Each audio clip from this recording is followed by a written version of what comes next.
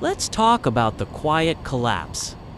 That is how Bernie Madoff, once a pillar of Wall Street, successfully weaponized trust to run the largest and most destructive Ponzi scheme in history.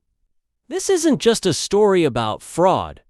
It's a profound lesson in how social proof and exclusivity can blind even the most sophisticated investors, leading to a total failure of due diligence.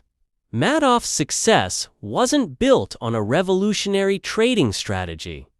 It was built on an atmosphere of unquestioned certainty. He cultivated an aura of exclusivity. You didn't invest with Madoff. You were granted the privilege. This created a powerful social proof effect.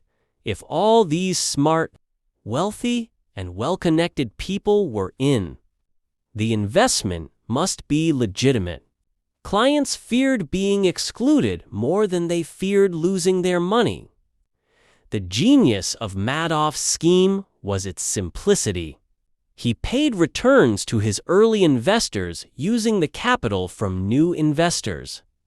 To keep the facade going, he maintained modest, unbelievably consistent returns enough to look great, but not so spectacular that they drew intense regulatory scrutiny.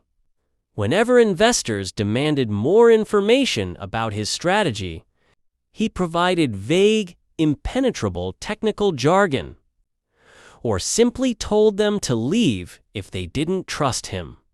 The critical lesson here is the danger of unquestioned trust. Madoff's investors, many of whom were huge financial institutions and high-net-worth individuals, completely failed in their due diligence. They outsourced their skepticism. Nobody bothered to audit his claims, examine his incredibly small accounting firm, or demand external verification of his trades.